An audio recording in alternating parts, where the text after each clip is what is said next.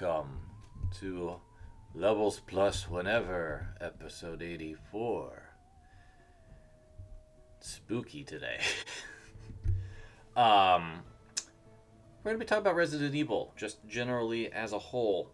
And I'm going to share what I have of the series, as well as my experiences playing them. Because it feels right. It feels right to do that today. But before we start, I do have a couple pickups. I got Super Mario Bros. Wonder from Best Buy, so I got this big print of the cover art and the game itself.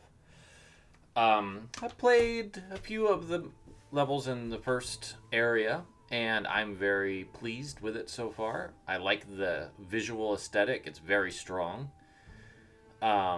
It's got charm. And that's something I think that 2D Marios have been missing since Super Mario World, honestly. Resident Evil. What a wonderful franchise this has been over the years. It's the third of Capcom's IP that just absolutely enamored me. Mega Man was first, Street Fighter was second, Resident Evil was third. I don't know. That's probably why Capcom is my favorite third party, is because they just appealed to me on a really deep level multiple times over their history. And Resident Evil is a very pioneering franchise in a lot of ways. Not only from its origins, but it has one of the most influential video games of all time in terms of 3D cameras. So, my experience with Resident Evil, in terms of actually playing them, didn't take place until these two came out. My memories at Code Veronica and Resident Evil 2 and 64 were months apart, because they both came out in 2000 here. And I had a Dreamcast and an N64, so I was very excited about being able to actually play the games, because I had been following the franchise for quite a while, in magazines and such, wishing that I could play them. I don't have the issue anymore, but I do have the art. One of my absolute favorite video game magazine covers is Ultra Game Player's coverage of Resident Evil 2. So I'll put that up here.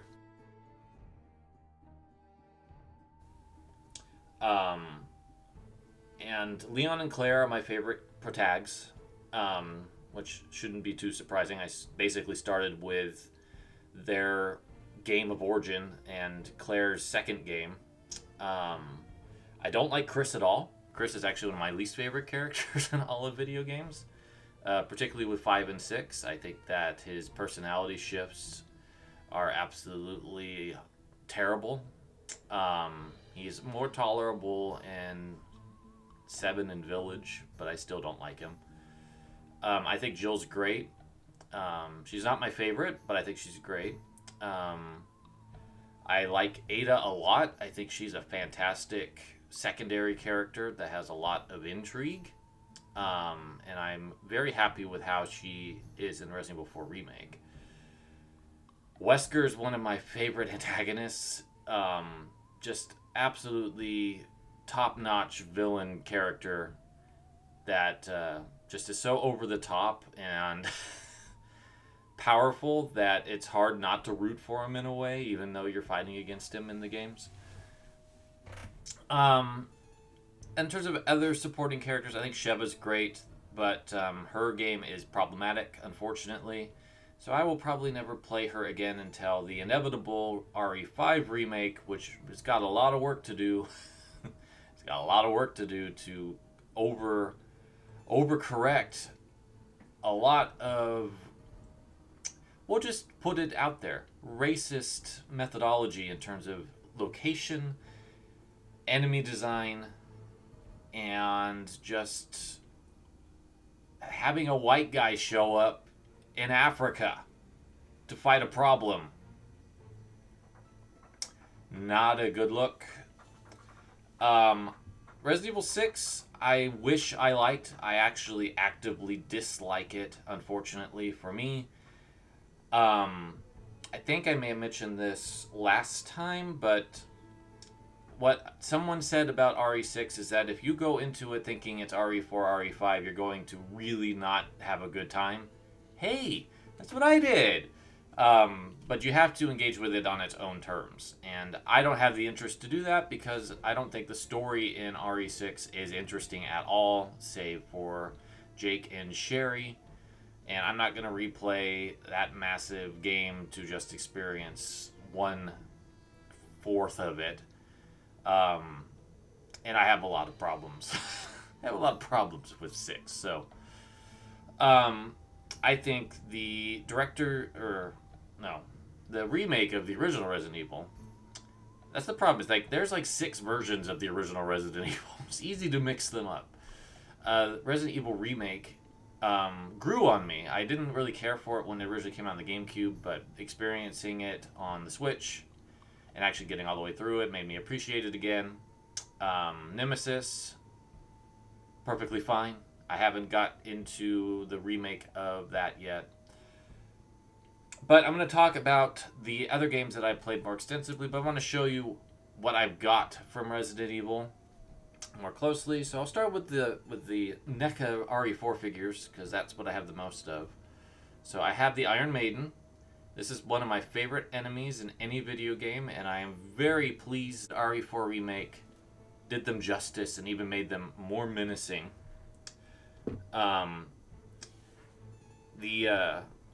The only real downside about the regenerators in RE4 Remake is that since they run more now, they're kind of funny looking, which I think takes away a little bit of their terror. One thing that did not lose any of its terror is Vertigo, my favorite boss in Resident Evil, one of my favorite bosses in any video game, and the remake handles that spectacularly. It's a fantastic revamp. And then I have Ada in her classic RE4 outfit. I actually prefer her look in remake. It grew on me. So I really like it a lot. I would love to have a Leon and a Claire figure. I had a very cheap Claire figure from a long time ago, but it was, like I said, very cheap, so I got rid of it. But I've never had a Leon figure. I would love to have one, particularly from RE4 Remake, but I think the only thing that really exists for that is the collector's edition statue, and probably like a Hot Toys figure, and those are both way too expensive. So I can't remember if I played Code Veronica or 2 first. I have a feeling it was Code Veronica because I think the N64 version of 2 came out in the fall of 2000, and this was like March. So my first actual playing experience was Code Veronica. Code Veronica is the odd one out in the classic RE franchise. It's not numbered, so it doesn't have the same numberation appeal like the rest of the series classic has. And it's got problems. It has a very poorly done experience with... I don't think I could call it a trans character. I think it is definitely in the cross-dressing camp and mental illness, and handles it like a game from 2000 would. And it's very, very offensive now. So I don't have any real burning passion to replay RE Code Veronica because of that. Steve is also obnoxious and not fun to interact with for me, and watching Claire kind of fall for this dope is not fun as a player, personally speaking. Mechanically, I think that it tried some new things. Not all of them stuck. I think it's a really good-looking game in terms of a Dreamcast game versus PS1. I think that it's got some really great cutscenes and some really good music, and I think Alexia Ashford is a really interesting, compelling villain, and Wesker starts going into his badass mode in this game. It's got some good monster design. It misses the ball on quite a few things, and is also, I guess I can say it, the last time I liked Chris Redfield in a video game. So it was a good first experience, but not the best experience of the series. RE2 on the N64 might still be the best way to play classic RE2, as odd as that sounds. It came out on the Dreamcast after that, but even despite that, I feel like Angel Studios nailed the port. I mean, it's as beautiful as an N64 port of a PS1 graphic-intensive, background-intensive game could be. The polygon models look better. It's got additional content that ties it into RE3 and Code Veronica, which the original does not have. And it has an infinite ammo and invincibility code, so if you just want to blaze through the game, you can. But yeah, this is still, I think, the best way to play classic RE2. And unfortunately, it's stuck on the N64. So hopefully, my hope someday is that Nintendo will open the door for mature rated games on NSO that will be tied to your parental control. And so if it's a mature rated game, it won't show up if you are on an account that has parental control on, and it will if you don't. That's my hope, is that we will actually see some M-rated N64 games. I kind of doubt it, but we'll see. Resident Evil 4 Classic. Iconic game. Had it on the GameCube. Got it on my birthday because it came out on January 11th. Love RE4. It's been in my top 20 since it came out. Revolutionized so much about the game industry and 3D cameras. And redefined what Resident Evil could be. It had been in a slump, and 4 basically said, we're changing the layout, and nailed it. Absolutely nailed it on every level. It is a phenomenally great experience. That Capcom higher-ups overrode Shinji Mikami's pledge to keep it to the GameCube and released on the PS2 without his permission, which basically fractured his interest in ever wanting to do much more with the franchise. He went to join Clover, did God Hand, and then left the company when everybody else from Clover left to form Platinum. Then he went to form Tango Gameworks, and now he's independent after being at Tango for so long. But it is his last masterwork at Capcom, I feel. Some people might argue God Hand is, but I don't have any interest in playing it. The PS2 version added the Separate Ways campaign, which, again, was Mikami-less.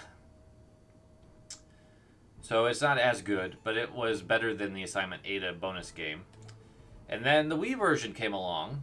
The Wii version is the definitive way to play RE4 Classic, because the motion controls actually are the best the Wii put out, in my opinion. There's no better game on the Wii that shows off how well motion controls could work than RE4 Classic. It also remedied a lot of the issues with the PS2 port. The cutscenes are at a higher quality. On the whole, it has Separate Ways, and it looks better. It looks on par with everything else. So, outside of, buying it on an HD console, this is the way to play RE4 and probably get the most tactile feel. Ooh, it got spookier when my background changed. Well, that's appropriate, because we're getting to the new ones. We're getting to the remakes. So, I now have 2, 3, and 4 remake. I've only played 4, and as I was saying last time, RE4 Remake is exceptional. Wow. I have not been so hooked on a game to play through it 3 times in a row. Like, beat the game, let's restart. Beat the game, let's restart. I haven't done that since, I think, RE4 Original. So, I am having an internal debate on my game of the year now because of RE4 Remake. It might be better than Tears of the Kingdom. And I thought Tears of the Kingdom was like a top 5 game. So that's like, I'm having to rethink everything thanks to RE4 Remake. When I get through Super Mario Bros. Wonder, I'm going to probably dive into 2 and 3. I got Village too. The reason I did grab it is because it has a different spine than the others. Which I haven't played yet either. But I hate that Ethan is a dull protagonist. You don't see his face. I don't think he's that interesting. I think he worked for 7 Biohazard. But bringing him back for Village really just, like, it didn't make a whole lot of sense to me. Because he's just a normal guy. Like, yeah, Village explains, no, he's not. But in terms of who he is, he has no, like, he has no background in weaponry.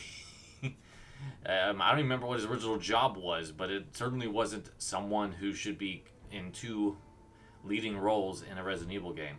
I think he worked fine in 7 Biohazard, and his story kind of had a nice arc.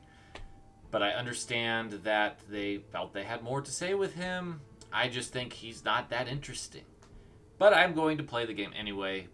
It's clear how much inspiration it took from RE4 Classic, and probably had some design discussions with the 2 teams between Village and 4 Remake, because there are some similarities in hindsight.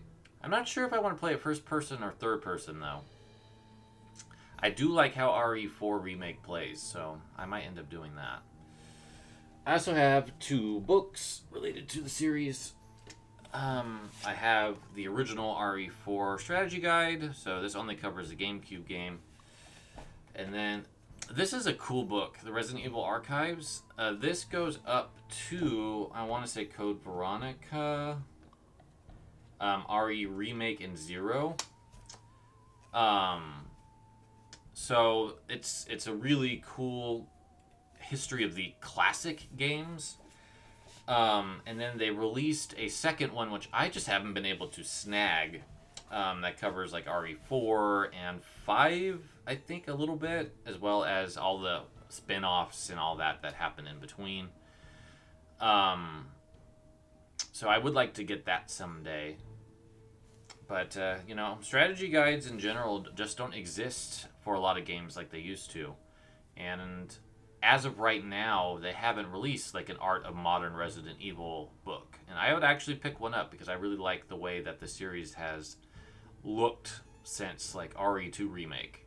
I don't say RE7 Biohazard because what were they thinking with that Chris redesign? He doesn't look like Chris Redfield. I genuinely have a hard time believing that's the same character as like RE5, RE6 Chris and Village Chris.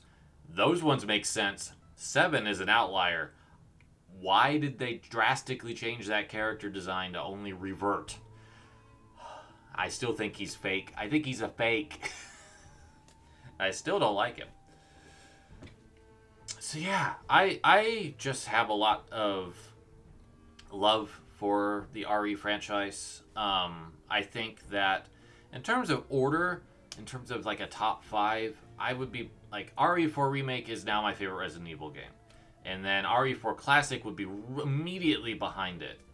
And then it would probably go RE2 Classic, then RE Remake, and then 5th place gets really convoluted because as problematic as RE5 is, I would probably give it the edge gameplay-wise over RE Code Veronica and original Nemesis. And those are like Revelations. Because, and definitely RE6. So that would probably be the top 5 as of right now. But I've got 3 games to play in the remakes and in Village. So that will probably be changing. I don't expect it to be RE3 Remake, though. I'm looking at RE3 Remake as an expansion to 2 Remake. And I think that's going to help me not be disappointed by it. I did not pay full price for it. I paid probably the least amount for that one out of all of them, to be honest. But the remakes and Village were one of the reasons I bought the PS5. That's how much I've been wanting to play these games, so I'm very excited. I've seen so much of 7 Biohazard that I don't think I would have a good experience playing it, because I know everything too ingrained in my head, because I've seen like 7 playthroughs of it. So I basically wouldn't have any game, like outside of the game moment-to-moment gameplay, I wouldn't really enjoy the story all that much. And I feel like it's the one that goes too far into the gore, as odd as that sounds for an RE game. It's gross at points, and I just don't know if I want to engage. As good as the Bakers are as antagonists. So I will let you know what I think about RE2 and 3 Remake and Village in the near future, but I hardly recommend RE4 Remake. I was also in the camp that felt like, does RE4 need a remake? And yeah, it does. I think I touched on a lot of the points about it last time, but it improves the characters immensely. It removes a lot of the latent sexism that surrounded Ashley, and to a lesser extent Ada. It's not completely gone, but it is much reduced and much more believable. And Ashley has a lot more initiative, a lot more agency in this game, in contrast to Classic, which I think is fantastic. She's also, like, it's clear that her crush on Leon is there, but not as pronounced as it was. And Ashley seems like she's actually a college student, which is great. She seemed a little younger skewed, like 15, 16, even though she's supposed to be 20. Leon is not as creepy. He's not as mildly misogynist. So there's no upskirting of Ashley. There's no snide, backhanded gender comments about Ada or Ashley. Luis is still a ladies' man, but he's not, like, hitting on Ashley in a very inappropriate way. Krauser doesn't call Ada the B word. So it's just generally much more progressive and friendly, and I like that. And it plays extremely well, and the level design is extremely good, and the combat is really fun, and the bosses on the whole are better, and the enemies on the whole are better, and it looks phenomenal. The soundtrack is really good, especially in Separate Ways. I'm not going to talk too much about Separate Ways because it's still so fresh, but Separate Ways is one of the best DLC experiences I've had in a video game ever. It's $10, but feels like it should be like $30 in terms of the amount of content in there. It's really good. So yeah, RE4 Remake, possible game of the year from this very website show thing that I do. I'm stunned at how good it is. So yeah, that's my Resident Evil experience. I hope you enjoyed finding out why I like this franchise so much. Thank you for watching. Have a wonderful Halloween and the rest of October, and I'll see you in the near future. Take care.